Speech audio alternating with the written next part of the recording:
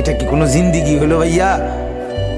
কখনোই আল্লাহকে ডাকতে মন চায় না, এক বেলা নামাজ পড়তেও মন চায় না, কোনো দিন ফজরের নামাজ পড়তে মন চায় না, কোনো দিনও আল্লাহকে ডাকতে মন চায় না। আয় হায় হায়, এটা কি কোনো মানুষের জীবন হইল ভাইয়া?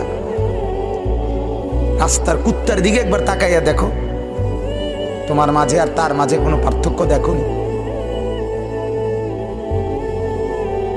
বেনামাজি তুমি দেখো, রাস্তার কুকুরে দেখো, তোমার সাথে তার তফাৎ কি দেখো না?